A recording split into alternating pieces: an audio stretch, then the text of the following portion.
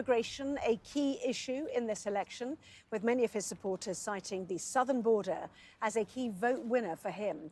But Kamala Harris has also shifted her position to the right since she took office as vice president. Let's take you through a few then of their key policies on this.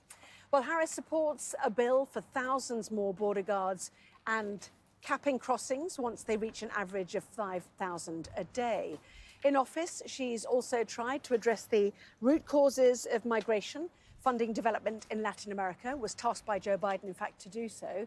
Meanwhile, Trump says he would carry out the largest deportation of illegal migrants in American history, around 15 to 20 million people.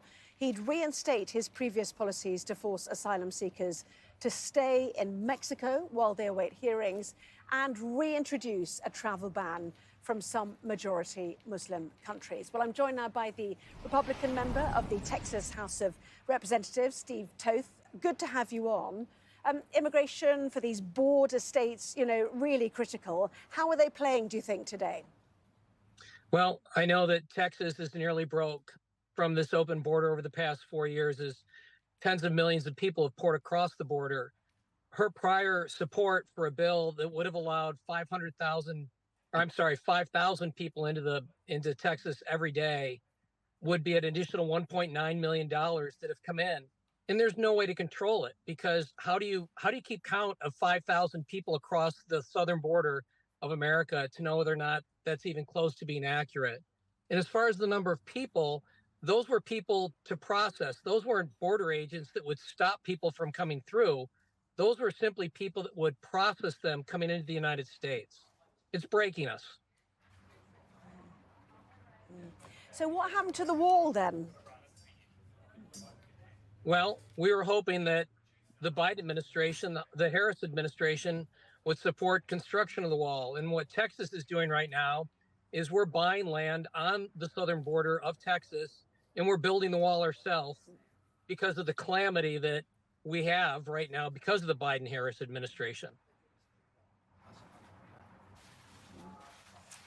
What are the other issues there that are important? We know that Donald Trump feels he's strongest on inflation, the economy, and on immigration, whereas the Harris campaign is switching to women's rights issues and the danger for democracy that many people feel Donald Trump will bring. So, how's it shaping up? Because this was a ruby red state that's leaning Republican only, isn't it, Texas now? Everything that the Democrats have accused the Republicans of, they are the ones that have been guilty of it. Democracy being threatened. The only threat we've had towards our democracy in the states has been from Kamala Harris, of trying to lock people up that disagree with her. They have repeatedly gone after Donald Trump and anyone that's been associated with him, including his attorneys. He can't even get attorneys to represent him now, because if they do, the Justice Department has tried to disbar these people. This has been the greatest assault on democracy that the states have ever seen under this administration. But Steve, coming in, looking in from abroad, looking at the building that's behind me, the Capitol building that I understand you're, fighting to run in, how is that such a non-thing, what happened on January the 6th, 2021? Why is that not disbarring him alone from being the candidate in the Republican Party?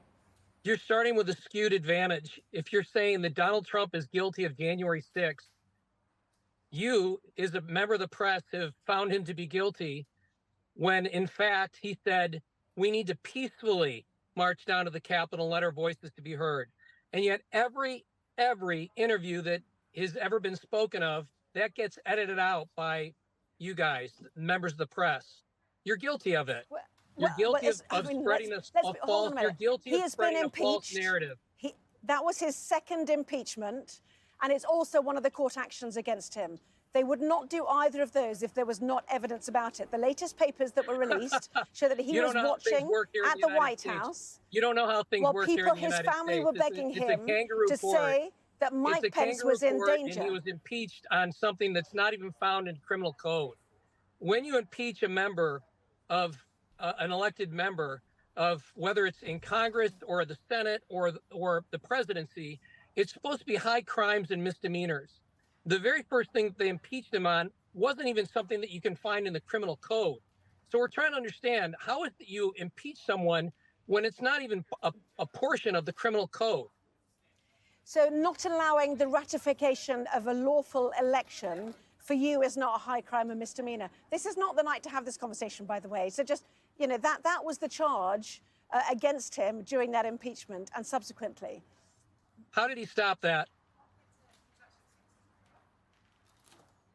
How did he stop it? He didn't stop it. How did he stop that? He didn't stop it. Because his supporters broke into the Capitol while that was taking place on the Senate floor. The senators were cowering behind their seats.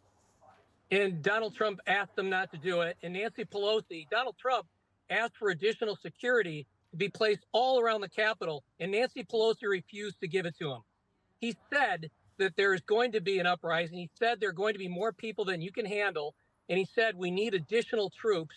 And Nancy Pelosi, who's responsible as the Speaker of the House and is responsible for protection of the Capitol, refused it. If the court action on this issue is finally allowed to take place, then all of this will become clearer. Just want to ask you about the Senate race, which is fascinating in Texas. Ted Cruz standing again. He's up against a tough opponent, though, isn't he? Colin Allred. Is your man going to win that one?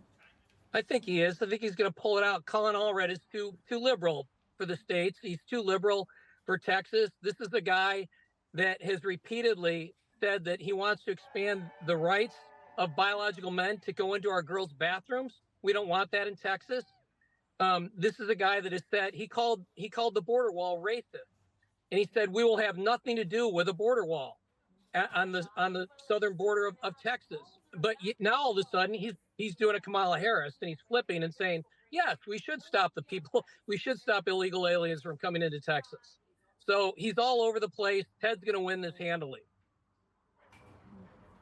Okay. Well, even in the last few weeks, Ted Cruz was asked, should Donald Trump accept that he's lost? Well, no, he was asked, did he lose 2020? And refused to answer that. So my question to you is, should Donald Trump say that he's lost if it's a free and fair election tonight, if it looks like he's lost? Do you expect that he will do that? Both people, whether it's Kamala Harris or Donald Trump, if this is a free and fair election and there's been no wrongdoing, then they both should accept it. And Steve, you look like you're in your car. I don't know if you're heading off to a watch party for one of the elements that you've been standing in. What are you planning to do tonight? Yeah, I've been in. This is why I'm sunburned. I've been in the sun all day long, and yes, we're going to a watch party tonight here in Conroe, Texas. And you're clearly feeling confident by the sound of it. We are. We're feeling really blessed and encouraged. Yes, ma'am. We're looking at pictures right now of West Palm Beach, the Trump campaign party. Elon Musk, we're hearing as well, is heading down to Mar-a-Lago as well to spend time with Donald Trump. Just very quickly, if you don't mind, Steve, in one sentence, what would Donald Trump bring to America if you won a second term for the third time of asking? He'd restore the dignity of our nation. Right now, we've lost all credibility. We've seen the deterioration of the Middle East, and that is all a result of the weakness that the United States has shown. America is at its best. The United Kingdom is at its best when we stand together against evil, because the reality is that when weakness is shown by the United Kingdom and the United States, evil people flourish, and we've got to stop it. Steve Toth, good to have you on, Republican member of the Texas House of Representatives and a Trump campaign surrogate. Thank you. Thank you.